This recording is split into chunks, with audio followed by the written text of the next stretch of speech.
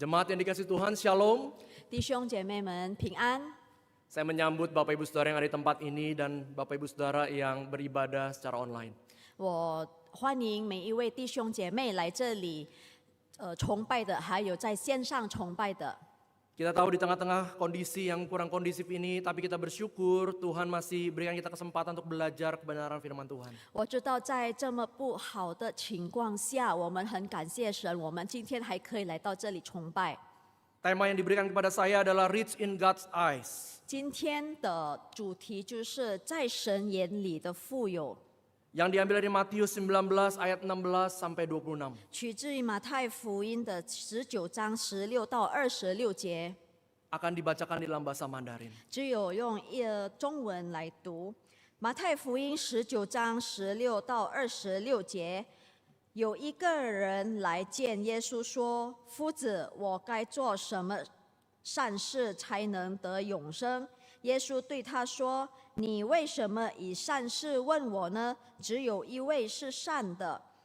你若要进入永生，就当遵守诫命。”他说：“什么诫命？”耶稣说：“就是不可杀人，不可奸淫，不可偷盗，不可作假见证，当孝敬父母，又当爱人如己。”那少年人说：“这一切我都遵守了，还缺少什么呢？”耶稣说：“你若愿意做完全人，可去变卖你所有的，分给穷人，就必有财宝在天上。你还要来跟从我。”那少年人听见这话，就忧忧愁愁地走了，因为他的产业很多。耶稣对门徒说：“我实在告诉你们，财主进天国是难的。我又告诉你们，骆驼穿过针的眼，比财主进神的国还容易呢。”门徒听见这话，就稀奇得很，说：“这样谁能得救呢？”耶稣看着他们说：“在人这是不能的，在神凡事都能。” Berbahagialah setiap kita yang mendengar dan membaca firman Tuhan dan melakukannya dalam kehidupan kita hari lepas hari. 每一位听神的话并行在行神的话的人必有福。 Seorang anak kecil di sekolah sedang menangis. 有一个小孩子，他在学校哭了， Dia menangis, tapi ada seorang ibu guru datangi anak kecil ini. 他哭了，然后老师就去他那里。 Ibu ini bertanya, ada apa nak menangis? 老师说：“你为什么哭了呢？” Iya ibu, aku kehilangan uang 20.000. 是的，老师，我丢了2万的钱。 Karena ibu ini murah hati, ibu ini keluarkan dari kantong sakunya 20.000 buat anak ini. 然后因为老师有慈悲的心，他就把2万给了这个孩子。 Udah ya, jangan nangis lagi ya. 好了，不要再哭了。 Akhirnya ibu ini pergi meninggalkan anak ini. 然后这个老师也走了。 4 langkah dia pergi, anak ini nangis lagi. Wah. 才走了几步，然后这孩子又再哭了。 Ibu ini kembali ke anak itu, ada apa lagi nak? 然后他又倒回来呢，他说：“你又是怎么了？” Anak ini berkata, ibu, aku kehilangan 20.000.然后 Ibu kasih 20.000. 然后这孩子说：“我丢了2万，然后你再给我2万， Harusnya kan aku punya 40.000. 那是不是我应该要有4万的钱呢？ Tapi ini cuma 20.000. 但是现在我只有2万。” Bapak Ibu Saudara, anak ini, apa yang dilakukan anak ini? 弟兄姐妹，这孩子做了什么呢？ Kalau kita melihat anak ini cerdik. 我们可以看这孩子是聪明的， Tapi kalau boleh saya katakan anak ini juga telah melakukan investasi. 但是我也可以说这个孩子已经做了投资， Karena dengan tangisannya bisa mendapatkan uang. 因为用他的哭声，他可以得到钱。 Sederhananya investasi adalah mengorbankan atau menanam sesuatu hari ini, baik uang, waktu, dan tenaga untuk menghasilkan manfaat yang lebih besar di masa depan. 其实简单的说，投资就是今天我们牺牲一些或者播种一些，就是金钱、时间、精力，为了在未来可以获得更大的好处。 Jika investasi itu dikaitkan dengan kehidupan kekal, apa yang perlu kita siapkan baik waktu, tenaga, dan uang untuk hidup kekal itu? 那么，如果把投资连接到永生，那么我们今天要预备什么呢？可能是金钱、时间或者精力。 Apa kualifikasi hidup kekal dan bagaimana solusinya? 获得永生的条件是什么呢？然后它的解决之道是什么？ Mungkin sejauh ini Bapak Ibu Saudara bertanya, ngapain pikirin hidup kekal? Orang kehidupan setelah kematian kita belum tahu ada atau tidak. 然后可能我们会想，为什么现在我们要想离世后的生命呢？反正我们也不知道那里有什么。 Betul, namun kita perlu pertimbangkan ada kehidupan setelah kematian. 是的，但是我们需要再考虑离世后的生命。 Kenapa Bapak Ibu? Karena 5 dari 6 negara di Indonesia percaya ada kehidupan setelah kematian. 为什么呢？因为在6个宗教，其中5个的宗教，他们都相信人去世后有一个其他的生命。 Setahu saya hanya agama Konghucu yang tidak jelas percaya ada kehidupan setelah kematian. 据我所知，只有儒教不是很清楚的知道死后的生命。 Yang kedua adalah natur manusia itu kekal. Manusia pada dasarnya nggak suka sakit, nggak suka meninggal, takut. 人的本性是永恒的，正常的我们都不喜欢病痛或者死亡。 Dan yang ketiga adalah percaya ada kehidupan setelah kematian kurang beresiko dibandingkan kita tidak percaya ada kehidupan setelah kematian. 相信有死后的生命并没有风险，比起不相信有死后的生命。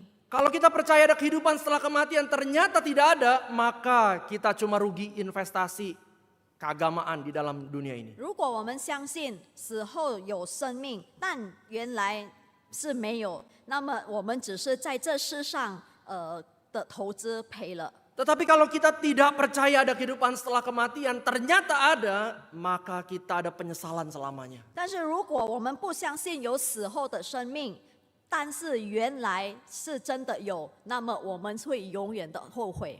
Pertanyaan investasi hidup kekal itu diajukan oleh seseorang pada Tuhan Yesus. Guru, perbuatan baik apa yang harus kuperbuat untuk hidup yang kekal? 有一个人问主耶稣关于永生投资的问题，就是他问夫子：“我该做什么善事才能得永生？” Pertanyaan orang ini memperlihatkan keyakinannya bahwa manusia perlu investasi perbuatan baik untuk dapat hidup kekal, legalisme. 这个人提问表示他的信仰就是人需要在这世上做了什么才可以得到永生，就是律法主义的。 Kalau kita melihat perikop orang muda kaya ini ditulis oleh 3 penulis Injil yaitu Matius, Markus, dan Lukas. 然后我们可以看到这段经文是有马太、卢加还有约翰都写了。 Hal ini perlihatkan ketiga penulis Injil menaruh perhatian yang sangat penting dari kisah ini yang perlu dipelajari oleh pembacanya. 我们可以也看到这福音书3个记者写者他们都是因为这件事很重要，所以他们把这注重记载了。 Perikop ini berada dalam konteks Tuhan Yesus sedang menggambarkan seperti apa memiliki kerajaan Allah itu. 然后这段经文的语境，耶稣正在描述可以得到天国是什么样的人。 Pembahasan sebelumnya Tuhan Yesus ajarkan mereka yang memiliki kerajaan Allah harus seperti anak-anak. 上一段耶稣教导他们，在天国的要去天国的必像小孩子一样， Bukan kekanak-kanakan. 不是幼稚， Butuh kerendahan hati, kebergantungan total kepada Allah. 需要谦卑的心，还有完全信靠神。 Pada bagian ini, perikop ini Tuhan Yesus ajarkan kalau kita melihat perlu ada harga atau investasi yang mereka perlu kalkulasi sehingga tahu seberapa berharga hidup kekal itu. 在这段经文呢，主耶稣教导他们要有得到天国是要有代价，要做投资的，我们需要去计算。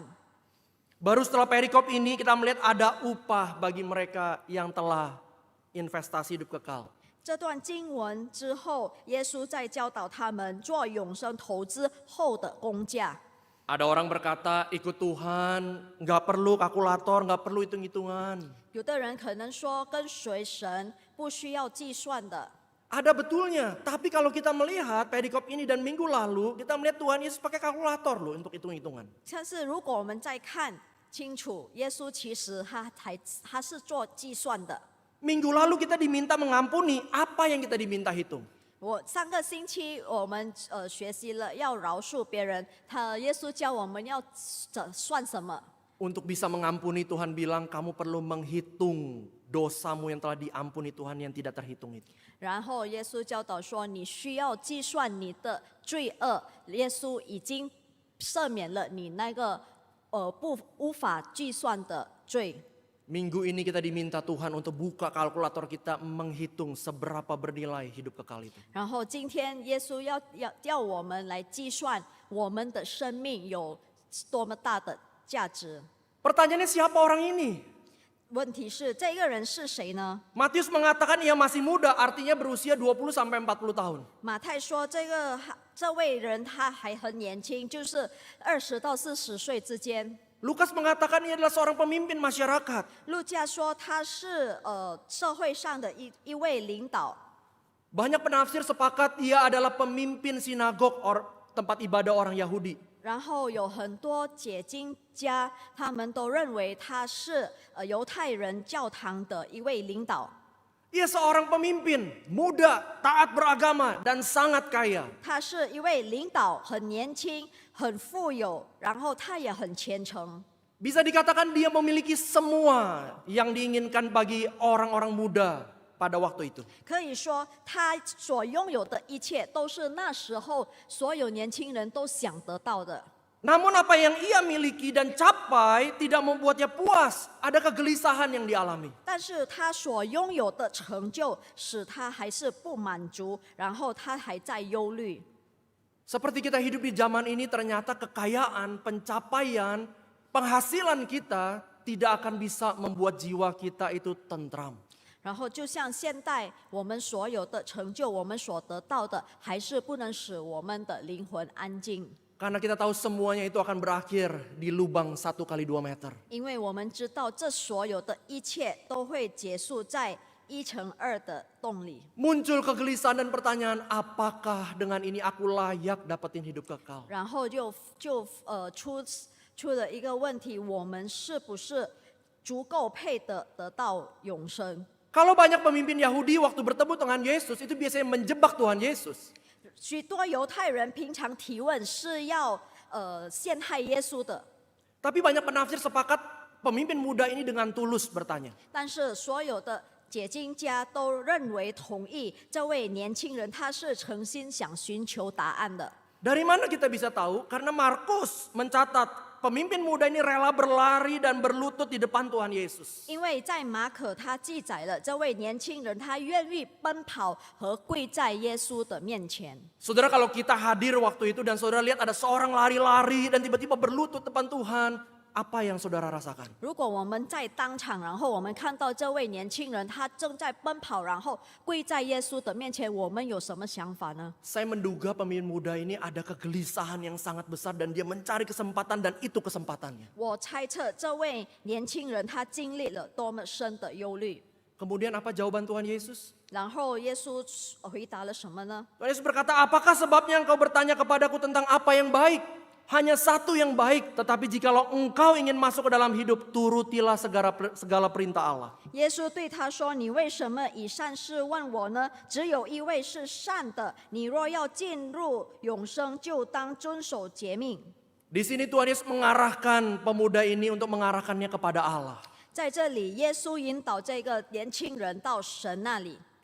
Saudara, kita mendapati Tuhan Yesus sedang mengarahkan pemuda ini kepada kualifikasi hidup kekal, yaitu berasal dari Allah. 神引导这位年轻人到神那里。 Di sini Tuhan Yesus bukan sedang rahasiakan keilahiannya. 在这里，神不是在隐藏他的神性， Tetapi di sini Tuhan Yesus sedang mengarahkan perhatian dari si pemuda ini untuk melihat hidup kekal itu perlu ada kualifikasinya, yaitu Allah. 但是神正在引导这位年轻人的注意力到永生，就是属神的条件。 Hanya satu yang baik, yaitu Allah, memperlihatkan bahwa Allah itu maha suci dan dia layak jadi standar kebaikan bagi umat manusia. 只有一位是善的，就是神，显示神是至圣的。 Kemudian di ayat 18 sampai 19 Tuhan Yesus perlihatkan 5 perintah yang dapat dilihat, diobservasi di depan mata manusia. 然后第18节到第19节，显示了5条眼前和我们眼前可以观察到的诫命， yaitu perintah kelima dan ke-9 di dalam hukum Taurat. 也就是第5条到第9条的诫命。 Kemudian Tuhan mengkonklusikan dengan kerangkuman perintah untuk mengasihi sesama manusia. 然后主耶稣在这传达神的诫命总结了，就是要去爱彼此。 Apa jawaban pemimpin muda ini? 然后这位年轻人的答案回答是什么呢？ Semuanya telah kuturuti Tuhan, apalagi yang masih kurang? 这一切我都遵守了，还缺少什么呢？ Inilah kegagalan legalisme. 这就是律法主义的失败。 Ketaatan tidak mungkin menghasilkan keselamatan karena manusia tidak mungkin mencapai kesempurnaan. 只有顺服是不可能的可以得到救恩的，就是因为人类是不完全的。 Pemimpin muda ini tahu punya Allahnya punya standar yang sempurna. 这位年轻人他知道神的标准是要完全的， Dia begitu tahu dulu pendahulunya Abraham dan orang-orang Israel pernah dikatakan oleh Tuhan seperti ini. 他知道他的祖宗亚伯拉罕，神曾经这样的对他说： Hiduplah di hadapanku dengan tidak bercela. 要在当我的面前做完全的人。 Saudara, di sini kita belajar kualifikasi hidup kekal dari Allah itu sempurna tanpa cacat celah. 我们可以在这里学习到，那个永生的条件是完全的，不能有瑕疵的。 Tapi kemudian Tuhan Yesus memandang dia dan mengasihinya. 但是神看着他，爱他， Ada satu lagi kekuranganmu. 然后他还有一个缺点， Pergilah, jualah apa yang kamu miliki dan berikanlah itu kepada orang-orang miskin. Maka engkau akan beroleh harta di sorga. 因为他在那神对他说：“你去卖掉你所有的，然后分给穷人，那么你就在天上可以得到宝财。 Kemudian datanglah kemari dan ikutlah aku. 然后来到我这里跟随我。” Apakah setiap kita harus seperti ini untuk investasi hidup kekal? 那么是不是我们每一位都要像他这样，才我们可以做那永生的投资呢？ Pulang kita jual segala harta milik kita dan kita bagikan kepada orang miskin? 我们回家，然后去卖掉我们所拥有的，然后分给穷人。 Kalau begitu tidak ada lagi kepemilikan. 那么这样我们什么都没有了。 Saya pikir tidak begitu. 我想是不是这样的？ Namun pada bagian ini Tuhan Yesus ingin menantang pemimpin muda ini untuk gunakan kalkulatornya menilai seberapa berharga hidup kekal itu. 其实主耶稣想在挑战这位年轻人，用他的计算器去衡量，对他来说永生是有多宝贵。 Saudaraku, ini adalah klimaks kisah pemimpin muda ini. 这是这位年轻领导人的故事高潮， Namun berakhir anti klimaks. 但是他结束不尽人意。 Sewaktu mendengar perkataan Tuhan Yesus, pemimpin muda ini berbuka muram dan sedih. 然后在他听耶稣说的话，这位年轻人他就开始愁眉苦脸的，很伤心忧愁， Karena sangat banyak hartanya. 因为他有很多的财富。 Pemimpin muda ini telah menilai hartanya lebih berharga dibandingkan hidup kekal yang disampaikan oleh Tuhan 因 Yesus. 为这位年轻人他已经衡量他多彩的生命比主耶稣的永生更宝贵， Muncul keanehan di sini. 在这里就开始有些奇 Saya 怪了。 bertanya, kenapa ya Tuhan kalau memang pemimpin muda ini lebih sayang hartanya, kenapa dia harus pergi dengan sedih? 我就问到，为什么这位年轻人他是有很多，他比较爱他的钱财，那么为什么他要忧愁的走了？ Bukankah dia bisa bilang, oke nggak sesuai, saya pergi dengan tenang, bye Tuhan. 可能他能很喜乐平静的说，哦，不是我想象我要的，那么我就走了。 Saya menduga, selama ini dia sudah coba cari tahu tentang Yesus. 我猜测，这么一来，他已经在寻找耶稣了， Sudah coba cari waktu ketemu Tuhan Yesus. 他已经在找时间来见耶稣， Dan berharap Tuhan Yesus dapat menjawab kegelisahannya. 然后他多么的希望耶稣可以解答他的忧虑， Tetapi semuanya sirna. 但是这一切都消失了。 Di sini Tuhan Yesus mengajarkan mereka yang memiliki kerajaan Allah adalah mereka yang menilai kerajaan Allah itu lebih berharga daripada segalanya. 在这里，耶稣教导他们拥有天国的是他们衡量天国比什么都要宝贵的人。 Saudara, pertanyaannya apa itu hidup kekal? 弟兄姐妹，问题是永生是什么？ Di dalam Yohanes 17 pasal yang ke-17 ayat yang ketiga, Tuhan Yesus pernah berdoa waktu itu dan mengatakan demikian. 在约翰福音的17章第3节，主耶稣曾经有这样的祷告。 Inilah hidup yang kekal itu, bahwa mereka mengenal Engkau satu-satunya Allah yang benar dan mengenal Yesus Kristus yang telah Engkau utus. 认识你独一的真神，并且认识你所差来的耶稣基督，这就是永生。 Hidup kekal itu artinya mengenal Allah. 永生的意思就是认识神， Artinya pengalaman yang sangat dekat dengan Allah seperti hubungan suami istri. 意思就是与神深刻的关系、亲密的经历，就像夫妻的关系一样。 Maka di dalam dunia ini, walaupun kita masih hidup, kita bisa merasakan hidup kekal itu dengan kita mengalami Allah. 所以在世上，我们其实也可以感受到与神的关系，就是永生。 Bapak Ibu Saudara, kalau kita melihat di sini apa yang Tuhan Yesus katakan kemudian. 然后我们在这里可以再看，在耶稣在这里说了什么。 Tuhan Yesus berkata, sesungguhnya aku berkata kepadamu, sukar sekali bagi seorang kaya untuk masuk ke dalam kerajaan sorga. Lebih mudah seekor unta masuk melalui lubang jarum daripada seorang kaya masuk ke dalam kerajaan sorga. 在这里，耶稣说对门徒说：“我实在告诉你们，财主进天国是难的。我又告诉你们，骆驼穿过针的眼，比财主进神的国还容易呢。” Unta adalah hewan terbesar di Palestina. 骆驼在巴勒斯坦是最大的动物， Sedangkan lubang jarum, ada yang mengatakan tuh tembok Yerusalem itu ada sedikit lubang. Itu dinamakan lubang jarum. 然后针的眼在耶路撒冷有的城墙，那它有洞，他们都说那是针眼的洞。 Kita nggak tahu apa itu pastinya. 我们不知道那是什么， Tapi kalau kita melihat inilah gambaran kemustahilan. 但是我们可以说它是表示不可能的事。 Pertanyaannya adalah kenapa orang kaya mendapat perhatian khusus dari Tuhan Yesus? 问题是为什么主耶稣特别关注这个有钱人？ Saya percaya tidak ada yang salah dengan orang kaya. 我相信多钱的人、有钱人，他不是有什么问题。 Tuhan Yesus pernah dilayani oleh orang-orang kaya. 耶稣都曾经被那个有钱人的人服侍。 Kubur Tuhan Yesus pun dari Yusuf Arimatea yang kaya waktu itu. 来埋葬耶稣的就是亚利马太的约瑟，他也是有钱人。 Tetapi kaya yang maksud Tuhan di sini adalah mereka yang merasa dengan uangnya bisa menjadi Tuhan.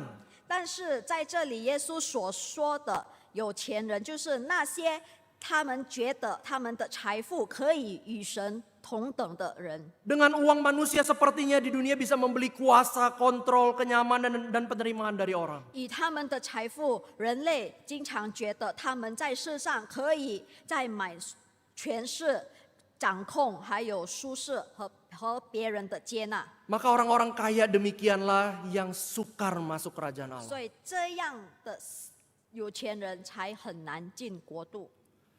Menariknya, murid-murid sangat tercengang waktu itu dan berkata, jika demikian siapakah yang dapat diselamatkan? 但很有趣的，门徒们都稀奇的这样的问耶稣：“那谁能得救呢？” Budaya Yahudi saat itu mengaitkan kekayaan dengan berkat Allah. 犹太人的文化把神的祝福和财富都联系在一起了。 Orang kaya itu dianggap diberkati Tuhan. 有钱的人，他们就认为他们是被神赐 Kalau 福的。 Kalau Tuhan bilang orang kayanya nggak mungkin, bagaimana dengan orang miskin dan setiap kita? 那么在这里我们可以看到，有财的人他们不可能进天国，那么贫穷还有很平常的人，怎么可能呢？ Tapi Tuhan Yesus berkata bagi manusia hal ini tidak mungkin, tetapi bagi Allah sesuatu mungkin. 但是耶稣说，在人这是不能的，在神凡事都能。 Bapak Ibu Saudara, kalau kita melihat yang meninggalkan Tuhan Yesus bukan hanya pemimpin muda ini. 我们可以看到，离开主耶稣的不仅仅是这位年轻人， Tetapi murid-murid Tuhan Yesus pun nantinya akan meninggalkan Tuhan Yesus. 但是耶稣的门徒们，他们以后也会离开耶稣。 Kalau demikian, kekristenan selesai. 如果是这样，那么没有基督教了。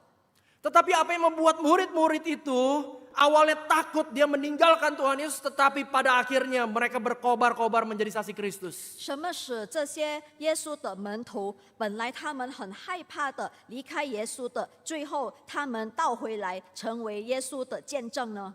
Jawabannya di Kisah Para Rasul dikatakan, Yesus inilah yang dibangkitkan Allah. Dan tentang semua hal itu kami semua adalah saksi. 他的答案就在《使徒行传》，这耶稣神已经叫他复活了，我们都为这事做见证。 Kebangkitan Kristus inilah hal yang mustahil bagi manusia tetapi tidak mustahil bagi Allah. 就是耶稣基督的复活，对人来说这是不可能的，但是在神那里是可能的。 Momen kebangkitan Tuhan Yesus inilah yang membuat murid-murid yang mengenal Yesus bukan hanya sebagai guru tetapi Tuhan di situ. 是耶稣的复活，把他的门徒重新的再认识他了。 Demi jadi saksi Yesus, Petrus rela salib terbalik. 为了做见证，彼得他愿意被钉在十字架。 Yakobus dipenggal, Thomas ditombak di India. 多马他被刺死，雅各他被砍头， Dan murid-murid yang lain mati martir. 然后其他的门徒们都殉道而死。